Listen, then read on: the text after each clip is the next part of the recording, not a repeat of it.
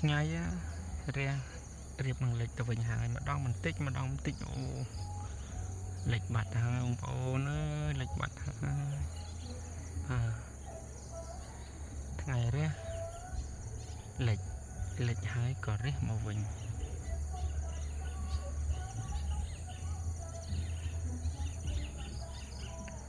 ចឹងមនុស្សក៏ដូចគ្នាដែរមានខុសមានត្រូវនោះខុសចេះកែប្រែល្អចឹងកំហុសតិចតួចយើងអាចអធិស្ឋានឲ្យគ្នាបានក៏លើកទោសនៅអធិស្ឋានឲ្យគ្នាទៅបងប្អូនអើយបាទកើតមកជាតិនេះខ្ញុំមិនដឹងថាជាតិក្រោយបានស្គាល់ឬក៏បានជួបគ្នាទៀតអត់ចឹងកំហុសណាដែលអាចលើកបានក៏លើកកំហុសណាដែលលើកមិនបានយើងព្យាយាមលើកបាទ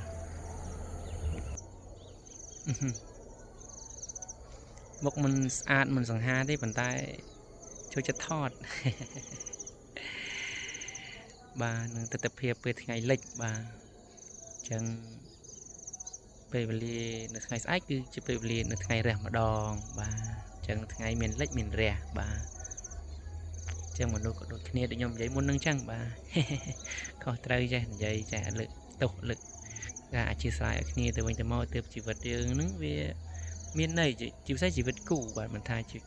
ជាគូស្នេហ៍ជាគូជីវិតជាប្តីប្រពន្ធឬក៏ជាមិត្តភក្តិជាបងប្អូនទេបាទមិត្តភាពបាទគង់វង្សយូរអង្វែងលុសារដែលយើងចេះលើកទោសអធិស្ឋានឲ្យគ្នាទៅវិញទៅមកបាទចេះនិយាយគ្នាបាទចេះពិភាក្សាគ្នាខុសត្រូវយើងសួរនាំគ្នាបាទកំហុសណាដែល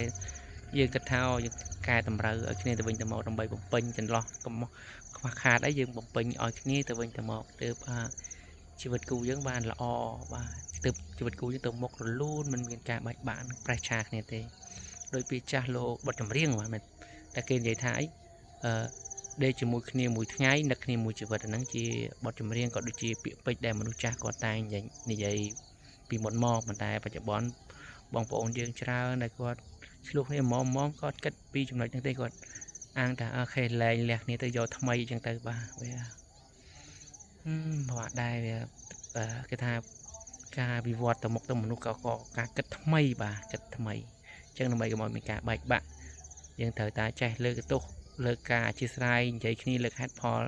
រៀងខ្លួនមកនិយាយទល់មុខគ្នាប្រសើរជាងយើងនឹងអត់និយាយអីទាំងអស់អរគុណ